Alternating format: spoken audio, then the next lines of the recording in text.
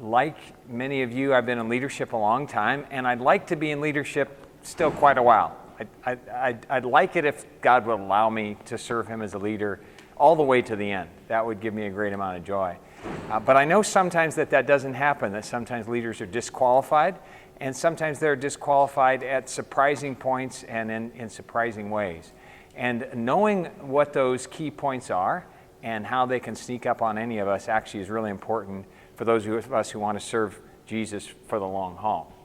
Now, as we begin, I'd like to, all of us leaders make lots of mistakes, and there's a lot of mistakes that you can recover from. All of us leaders have deficiencies, and there's a lot of deficiencies that we can still lead in spite of. Like, think of some leaders in the Bible that had deficiencies, kind of built-in deficiencies. Who would some of those be, and managed to lead in spite of them? Can you think of any of those? David? Okay, who said it? Yeah, Moses. What did Moses say? He said, I can't speak very well, right? And God used him anyways. What else? Peter. Okay, what would be some of his deficiencies? The list is too long, right? There's Paul and his thorn in the flesh, right? There's the fact that Joseph has some significant family problems and has been through some difficult things, and still they manage to lead in spite of those weaknesses. And then there are mistakes that we make, and actually Peter's a great example. Think of some of the just leadership failures that Peter had along the way. What were some of them? Just a small thing. We're just going to deny Christ after he's warned us and told us I'm going to, and we're going to say I'm not, and we still do that. And yet Peter still was the rock on which Jesus built the church. What were some of the other things that he did? He cut the ear from the guy. He cut an ear off of a guy.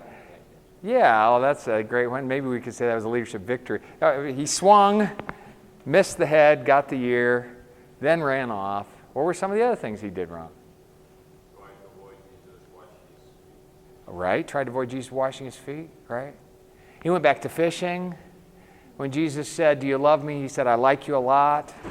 When he said, you're going to glorify me in this way, he said, well, what about that other disciple? What about him? And you just see Peter making mistake after mistake after mistake, and still he manages to stay in this position of leadership. So leaders make lots of mistakes. Most mistakes are recoverable. Leaders have weaknesses. We can lead through weaknesses. And then you find key points where it's like a leader goes through, you know those doors in an airport where you go through the door and then you go, oh, I left my bag, and you turn around, you can't go back, like one-way doors or one-way turnstiles, like they have in Austrian gas stations where you go through and you can't come back out. There are points like that in leadership in the Bible where we find a leader makes a small step and then turns around and you find that he can't go back. He's at that point disqualified. One of those, which is obviously famous and we know very well, is Saul. And in 1 Samuel 15, this is what Samuel says to Saul. Saul just doesn't follow some instructions quite right. Well, Peter didn't follow some instructions quite right. But Samuel says to this, because you've rejected the word of the Lord, he has rejected you as king. And then Saul says, well, let me turn around and go back through that door. And he says, I've sinned, I violated the Lord's command and your instructions. I was afraid of the men, so I gave it to them. Now I beg you, forgive my sin and come back with me that I may go worship the Lord. Saul says, got it. I want to turn around. I want to go back. I'll fix it. Well, Peter had done that. Peter came back, and listen what Samuel's response is. I will not go back with you. You've rejected the word of the Lord, and the Lord has rejected you as king over Israel. Well, why was that a one-way door? Why was that a turnstile? Why couldn't Saul go back? Why did that disqualify him? And that's one of our questions today. This, by the way, has been a study of mine for the last year. This is a recent study, the first time I've ever taught on this. Because mostly for the last year I've been applying it to myself because I've asked the question, what are the most important things that I need to be aware of as a leader, the ones that are the most dangerous? And why should you be vigilant for fatal flaws? Because fatal flaws are fatal, right? And so if there are things that I know that I can't recover from, if there are leadership diseases that I know will kill me in leadership, then those are the ones I want to be particularly vigilant for because they can just take me out. So I've spent about the last year in my personal study working on this, and I'm going to tell you 4 that I found. Now, there may be more than this, I was surprised at a couple of these. We'll get to the last one and you'll go, that's the obvious one, but we're actually going to start with some ones that aren't as obvious. And as we're doing this, I want you to think, hey, am I vigilant for this flaw? Have I recognized actually how dangerous this particular area is? And here's the first fatal flaw. The first fatal flaw we see in the life of Moses. In a very interesting and somewhat confusing story in Numbers 20. The context of this is that Miriam has just died. Then there's these waters of Meribah, which for the 100th time the people of Israel quarrel against Moses and against Aaron, and they say, we should have perished, we're going to die here. Then Moses and Aaron go and talk to God and say ask what they should do. The glory of the Lord appeared to them, and the Lord spoke to them. And in verse 8, it says this, take the staff and assemble the congregation, you and Aaron your brother, and tell the rock before their eyes to yield its water. So you shall bring water out of the rock for them, and give drink for the congregation and their cattle. So Moses took the staff from before the Lord as he had commanded him. So he's headed out to follow God. Then Moses and Aaron gathered the assembly together before the rock, and he said to them, okay, listen closely. Hear now, you rebels, shall we bring water for you out of this rock? Just one sentence. Hear now, you rebels, shall we bring water for you out of this rock? And Moses lifted up his hand and struck the rock with his staff twice, and water came out abundantly, and the congregation drank and their livestock. Well, what's the problem with this? He gets water for the congregation and their livestock, which was the point, right? He doesn't change the instructions too much. This doesn't seem like that big of a deal. And then look at God's response. And the Lord said to Moses and Aaron, because you did not believe in me, to uphold me as holy in the eyes of the people of Israel, therefore you shall not bring this assembly into the land that I've given them. All of a sudden he realized he's gone through the one-way door, through the turnstile, where there's no return. And then it says, these are the waters of Meribah, where the people of Israel quarreled with the Lord, and he showed himself holy. What has just happened? Are you ever confused with this passage?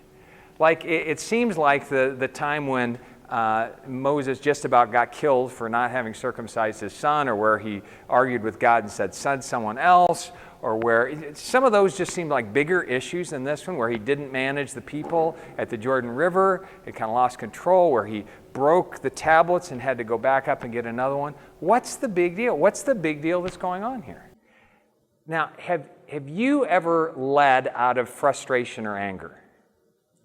And has that frustration or anger ever mostly resolved around your irritation and not around God's glory? Has that ever happened to you? See, there's other places that Moses is frustrated and he's angry, but he's frustrated and angry on God's behalf. You know, that God's not getting the glory, or that God's law is broken. But here we see Moses, he's frustrated and angry, and he's frustrated and angry because of, on his behalf. This is like selfish frustration, selfish anger about how much these people are irritating him and creating for him work and being so disrespectful. And why are they grumbling again? And you just feel that. Okay? These words are not in the text, but I'll give you what I think is behind this. I think this is leadership anger. And I think this is leadership anger that's selfish anger, that's not righteous anger, that's focused around my experience as a leader. And then I lead out of that. I lead out of the anger of what other people are doing to me, or the extra load that we're causing on me. And that causes me then, that leadership anger or frustration that's selfish, causes me to take things into my own hands and to use force, to focus in on my irritation and my experience, and to accomplish, and from my standpoint, I'm accomplishing the right thing, but from God's standpoint, for the other people's standpoint, this is not happening. And are there ever times you find as a leader that you begin to lead out of selfish anger and frustration? You know, I started thinking about this, this was actually, there was a period of a couple months where God just started focusing on this in my life. I don't think I'm naturally an angry person, but when I'm selfishly angry as a leader, it's devastating for the people who are following me. It is so poisonous. Several years back, I was going through a very difficult time in my life where I was very tired. I was just we'd had to leave our house because my kids were allergic to it. We were living in this little room in our training center. It was just kind of chaos all around. I was trying to manage things. And I come up on Saturday and I'm going to spend some time with my kids today. I haven't had much time with them. And I went to get the sleds that sat outside our door at this training center, and they were all gone. I'm going to go sledding with my kids. And I went, what happened? I asked somebody, and they said, Bogdan borrowed them from you.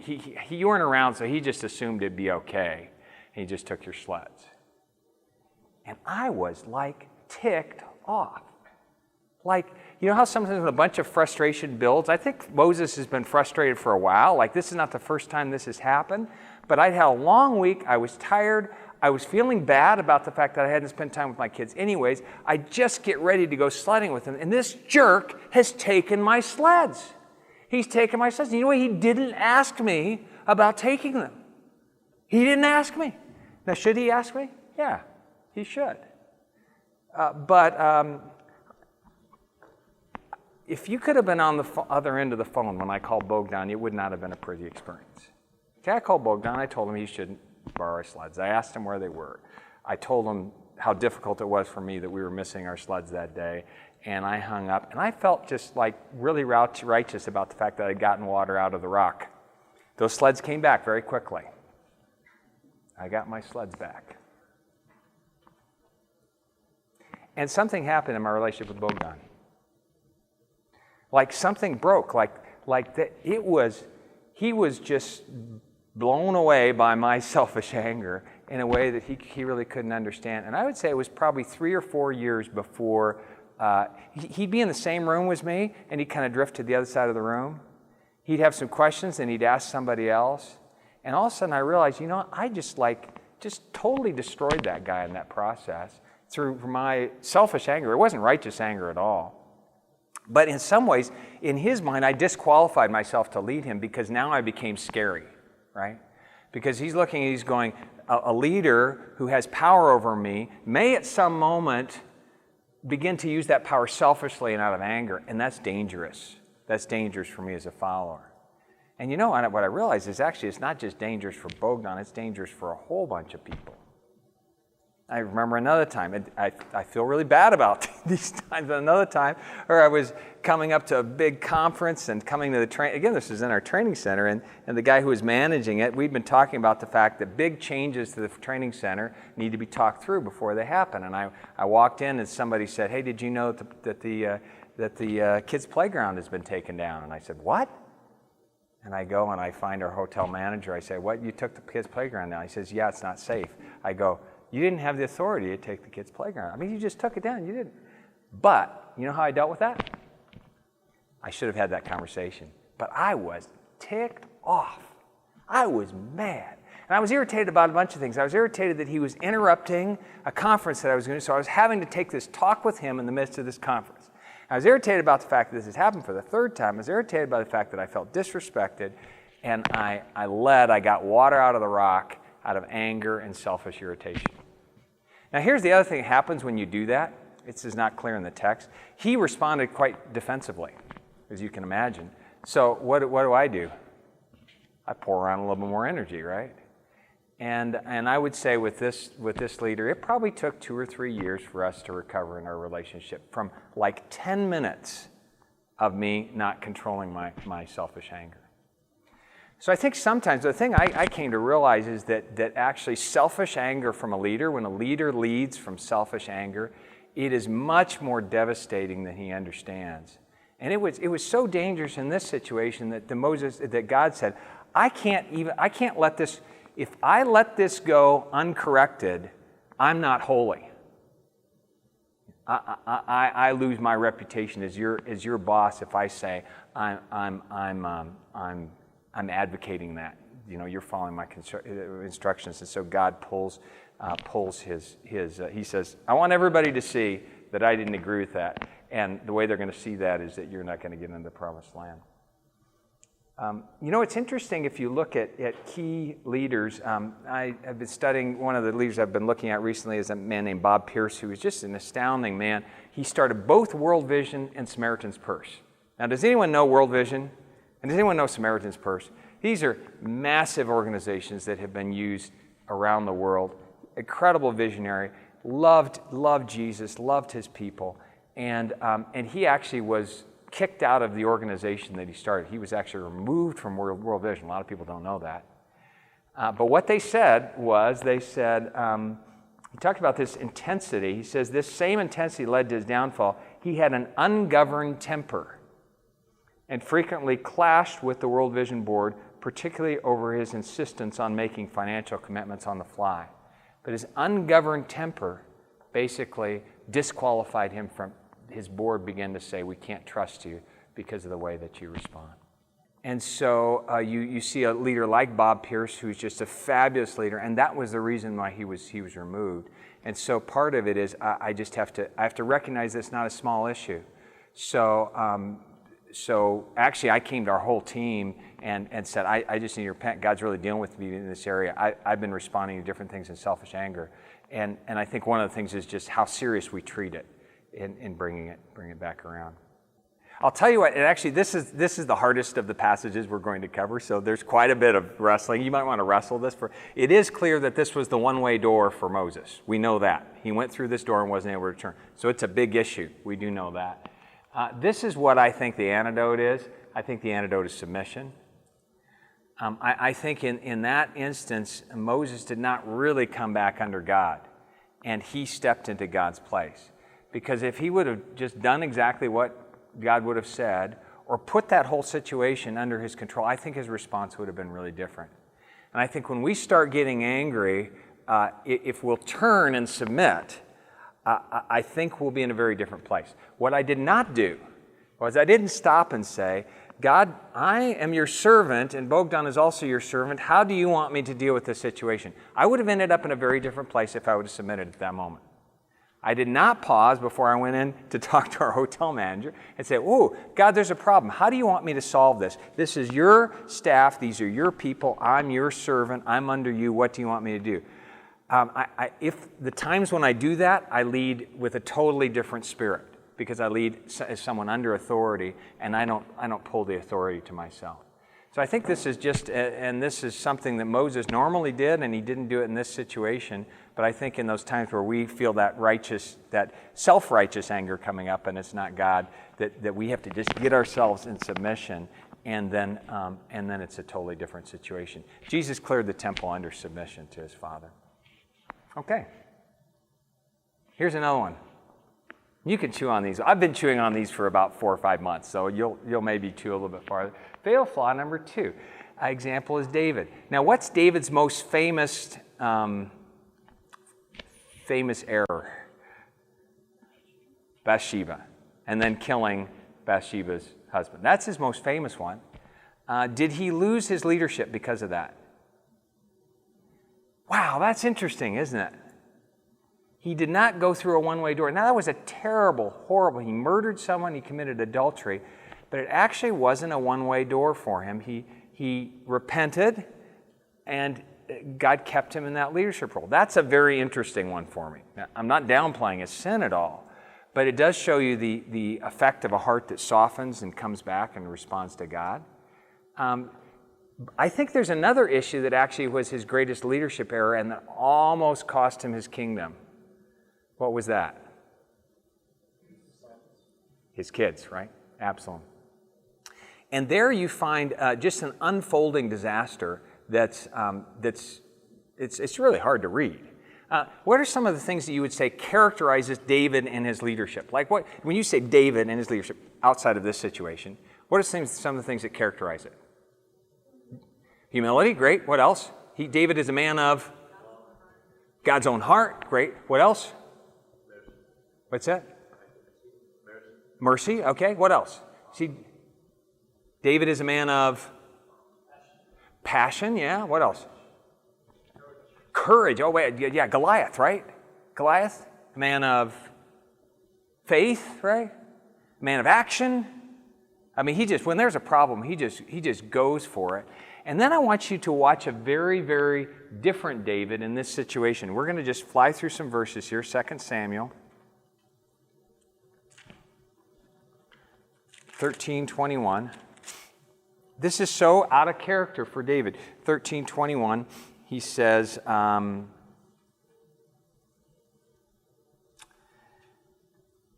well, Amnon slept with his sister. Horrible thing starts happening in his family. David finds out about it in verse 21. King David heard all these things. He was very angry. But Absalom spoke to Amnon neither good or bad, for Absalom hated Amnon for he valued his sister. Whoa, he was very angry. Is anything missing for you in that verse? Now, like what? Action, right? I mean, this is like a big problem in his family, like a huge problem. And he just is angry and then he's like frozen, like he doesn't do anything about it. And then you go 37 through 39. So then Absalom kills Amnon. Okay, first it's adultery between his, or fornication between his kids. Then Absalom kills Amnon. And then 37, Absalom fled and went to Talmah, the son of Ammihud, king of Geshur. And David mourned for his son day after day. So Absalom fled and went to Geshur and was there 3 years. Okay, what's missing? He doesn't do anything, right? He's just like caught up in this emotion. Then we go 14:24. 14:24, and the king said, so then Joab brings Absalom back because Absalom's going, hey, this thing is like stuck and you aren't doing anything. What am I supposed to do? And the king said, let him dwell apart in his own house. He is not to come into my presence. So Absalom lived apart in his own house and did not come to the king's presence. Well, this is like weird. Like he just kind of locks everything down. He's not solving the issue. 15:13. The messenger came to David because what happens is Absalom has this conspiracy and he starts pulling all the people to him and then he mounts a rebellion against him and a messenger came to David saying, the hearts of the men of Israel have gone after Absalom. Then David said to all his servants who were with him at Jerusalem, arise, let us flee, or else there will be no escape to us from Absalom. Go quickly, lest he overtake us quickly and bring down ruin on us and strike the city with the edge of the sword. Does this sound like David? I mean, the battle hasn't even started. He's in the fortress and he's fleeing. And this is David who took on Goliath, who attacked all kinds of fortified cities, and he's just going, oh, and he's gone. This is just not like David. And then look at 16:11 through 12, and you've got David said to Absalom and all his servants, behold, my own son seeks my life. How much more may this be a Benjamite? Leave him alone. Let him curse. So this guy's cursing him, and he says, hey, just let him do it. That's fine.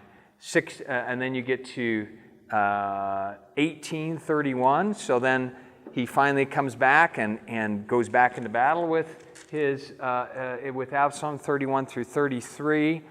And it says, behold, a Cushite came, and the Cushite said, good news for my lord the king, for the Lord has delivered you this day from the hand of all who rose up against you. The king said to the Cushite, is it well with the young man Absalom? This is like strange. And then he finds out he's dead, and he says, oh, Absalom, my son Absalom, would I have died instead of you, Absalom, my son Absalom. And then look at what happens in 19:5 through 7. All his troops are then just totally demoralized. And he's actually sacrificing the whole country on the altar of his remorse for his son. Like the whole country's gonna die.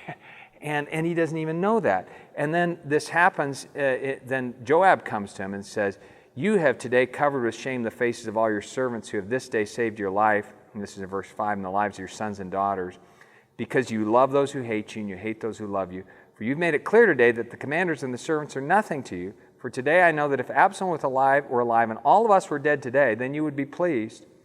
Now therefore arise, go out and speak kindly to your servants. For I swear by the Lord, if you do not go, not a man will stay with you this night. And this will be worse for you than all the evil that has come upon you from your youth until now. That's interesting. Joab knows all that evil, and he says, this moment right here could be worse than everything you've experienced put together if you don't turn around and head back into this thing. So Joab's saying, this is so dangerous what's happening right now. I wonder if this is leadership guilt or remorse. If it's just a sense about a past that I can't change, that I feel really bad about, and then I'm trapped by that bad feeling about the past, self-shaming, and then I'm paralyzed to go forward in the future because what I'd really like to do is change the past, and I can't change the past, and so then I'm trapped by that sense of remorse. Why didn't he ask God? Yeah, why didn't he? And you always see him kind of going backwards like this, going, oh no, that was bad. But when I put myself in his shoes, that's what I feel. I feel that remorse. I feel that sense of, I wish I could change the past and can't. And then I feel a little trapped by it. And 2 Corinthians talks about that. It talks about guilt. You can write down this passage. And it says, 2 Corinthians 7:10, it says, godly sorrow brings repentance that leads to salvation and leaves no regret. Godly sorrow brings repentance that leads to salvation and leaves no regret, but worldly sorrow brings death. And I think leaders can, particularly if you've led a while, you can become burdened with worldly sorrow about things that didn't go well that you're responsible for. I mean, the church blew up and you were the leader of it and you don't really exactly know why. Something happened in your family and it's confusing. And leaders then can just become paralyzed by leadership remorse. And there's this godly sorrow that doesn't bring life. It doesn't lead to repentance. It's not, Jesus, I need forgiveness for this. It's, I feel so bad about that and I can't change it. And this is an interesting one. My dad is one of my heroes as a leader. He's a fabulous leader. And several years ago, he entered a stretch where it was like he was paralyzed as a leader, both in relationship to us as a family and relationship to other things. He's a great preacher, and he couldn't preach. He'd get up in the pulpit, and he would just stumble all over everything.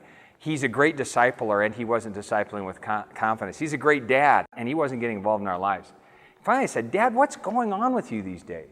And he says, you know what? He says, as I go through my day, I just feel like I live most of my day in regret. I said, what do you mean regret? He says, I just keep playing back the leadership errors that I've made in the past, and I wish I could do them again. Now, I look at his life and I go, you've been a fabulous leader. You've been amazing. But no leader does everything right, and no leader gets totally the outcomes they want. And what he was doing was he was just getting paralyzed by worldly sorrow that wasn't leading him anywhere, and that was totally sapping his confidence as a leader. And so sometimes we get pulled out of our leadership role because we lose our confidence because of this worldly sorrow, this remorse about things that we can't change, and we don't end up taking them to Jesus. And so we've got some folks on our team who are dealing with a situation with a son who they found out that he's gay, and as I'm watching them these last months, I'm just watching them spiral into this leadership remorse.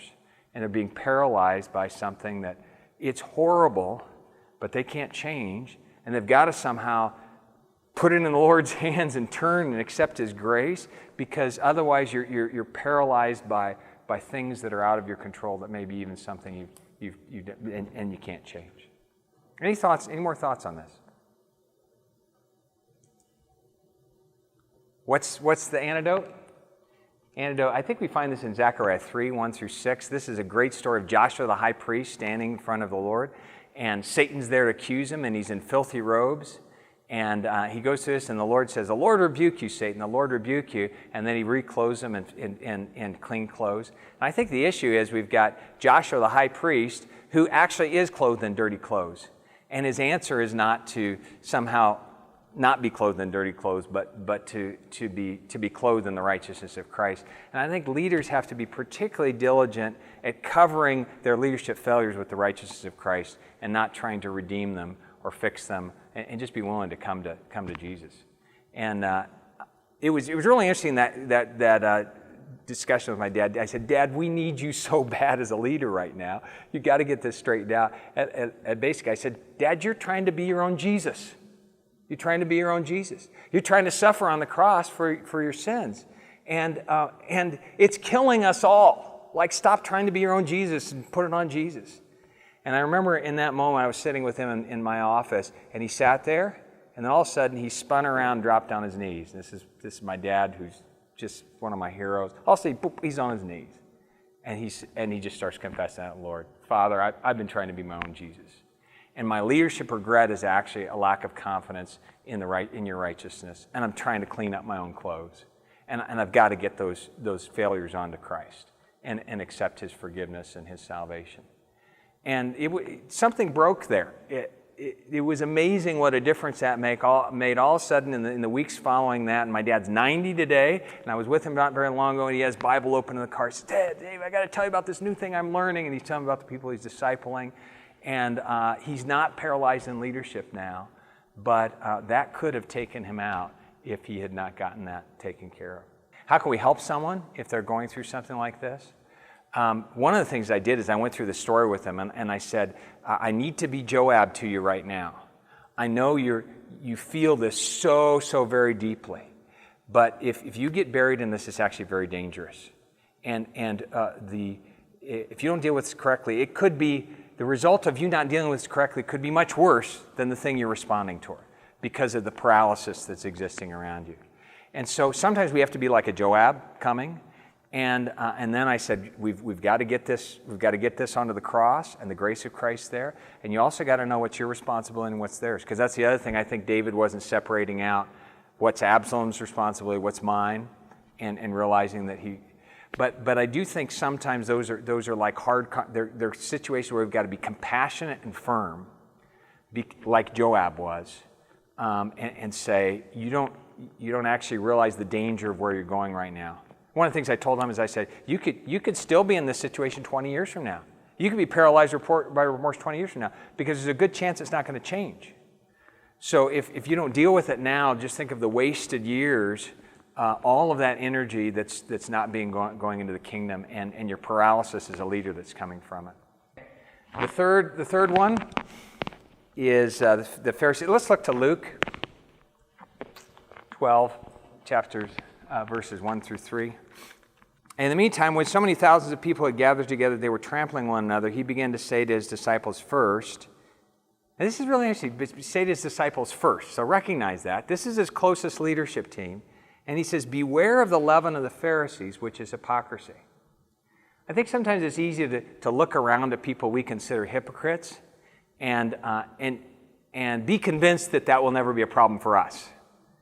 But he's actually saying to the disciples, look at their hypocrisy, and I want you to realize that it's leaven.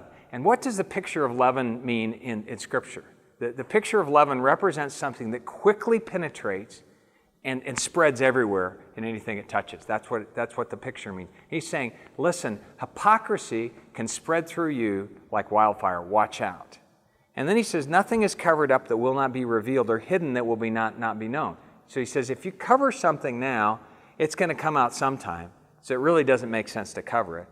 Therefore, what you've said in the dark shall be heard in the light. And what you've whispered in private rooms shall be proclaimed on the housetops. Now, this word hypocrisy is a word that we use today, but we rarely use it of ourselves. You're not normally in a small group with leaders and someone says, well, this week I'm really struggling with hypocrisy. You know, I've really realized I need to grow in this area of hypocrisy. That's been a real problem to me. We don't normally put ourselves in that category because it seems to us to be such a major and massive, obviously it wouldn't touch us. It's interesting to look back and see where this word comes from. The word comes from the word to cover up, to cover your face, hypocrite, to cover over your face. And it's a word that was used in theater. If you see pictures of thespian societies or theater societies, you'll often see a mask on a stick. And that's because the original theater that was developed by the Greeks and then taken by the Romans was done with masks. Because in order for the audience to see the character that I'm portraying, I put a mask in front of my face and put it on a stick and act. And actually this word hypocrite was the same word that was used for actor. The exact same word. So if you said, what's your occupation? Someone could say, well, my occupation is I'm a hypocrite. They could, because basically they're saying I'm an actor. So let's replace that word. Beware of the sin of acting. Beware of the sin of acting. Beware of the sin of pretending, because it can be like leaven that can go through you. And are there ever times where we as leaders are tempted to act, or tempted to pretend, tempted to put on a face that's not true, behave in a way that doesn't represent reality, talk in a way that is not in keeping with what's really true. And if you talk about that, then you go, oh yeah, like that's leaven. Like that can come really quickly. And then if you go to Matthew 23, 1 through 32, he goes through and he has all these woes to the Pharisees. Woe to you, scribes and Pharisees. Now, it's interesting. Actually, let's look at that right now. He said to the crowd and to the disciples, the scribes and Pharisees sit in Moses' seat, so practice and observe what they tell you, but not what they do. For they preach, but they do not practice. This is really a significant verse. They preach, but they do not practice. They preach, but they do not practice. They tie up heavy burdens, hard to bear, and lay on people's shoulders, but they themselves are not willing to move them with their finger. What are the heavy burdens? The things that they're telling other people to do, but they're not doing themselves. They do all their deeds to be seen by others, for they make their phylacteries broad and their fringes long, and they love their places, and then he goes on to different things like that. And then he goes, woe to you, scribes and Pharisees, hypocrites, and he continues on with this idea of hypocrites. So he looks at the two largest groups of leaders of that day, scribes and Pharisees, and said they're hypocrites. And then he turns to his disciples and he says, watch out, you could be like this too really, really quickly. And is that possible that we could be like that quickly? Like we could be preaching things we're not practicing, saying things we're not doing, tying burdens on other people's shoulders that we're not willing to carry ourselves.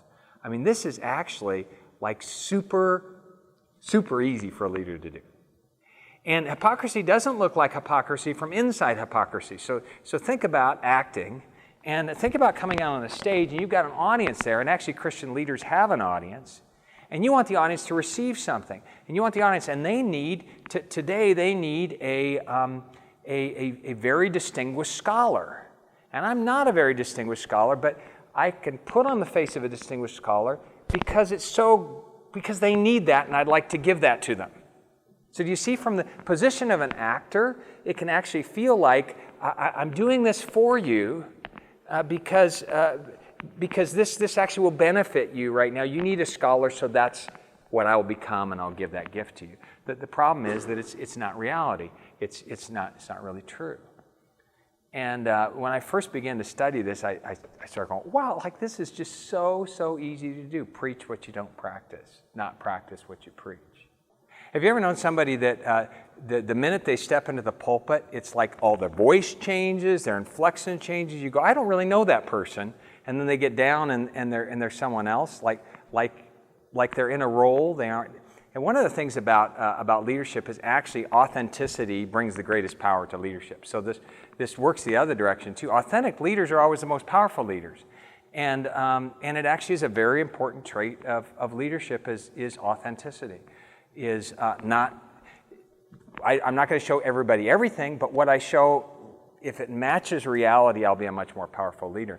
And that's why things like in politics, the minute they find someone's been covering something up, that's often worse. If someone, makes a poor financial decision and then covers it up, the cover-up is worse than the poor financial decision in terms of discrediting that leader. Because the minute you know he covered that up, you don't know what else he's covering up, and you lose your trust in them. So actually, the authenticity in the midst of where what we're presenting actually matches what's true, that what we teach we're really trying to apply is something that continues to give us authority as leaders, not just before the Lord, but also before the people we're leading. And I think one of the things we can do in this area, if we know that it's a potential problem to all of us, we can just open that file folder and say, God, Spirit, would you please keep talking to me about this issue?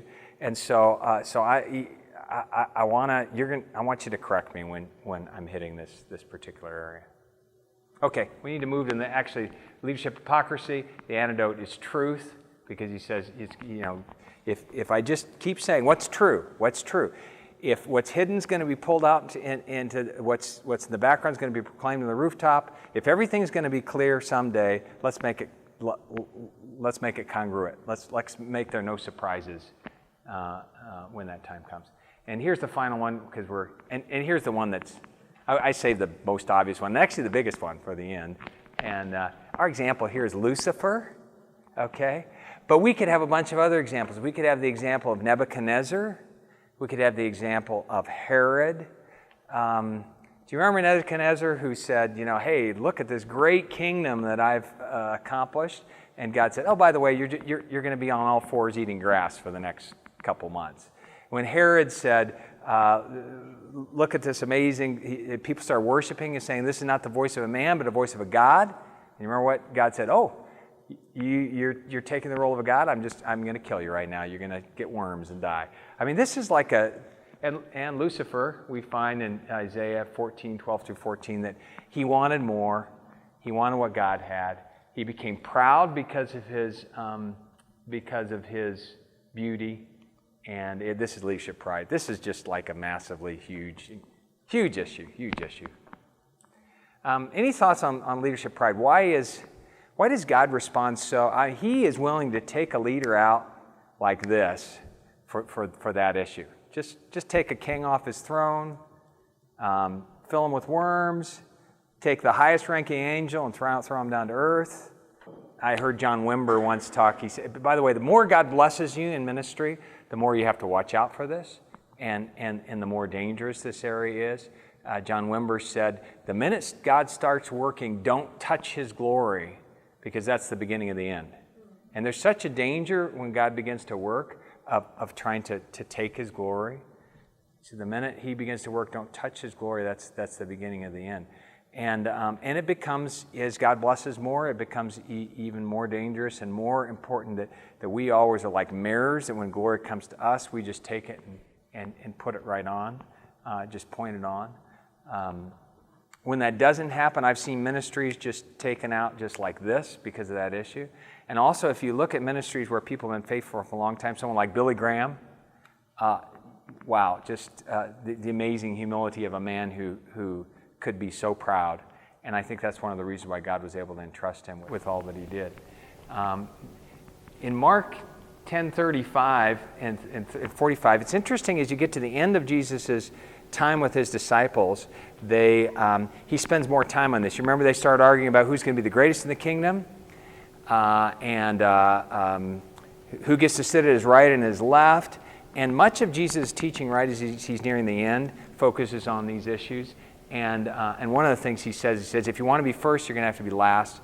You're going to have to die. And if you want to lead, you're going to have to serve. And so the two things that actually the other thing that should be in here, you really have to die to yourself in this. And the other thing is learning how to be a servant leader.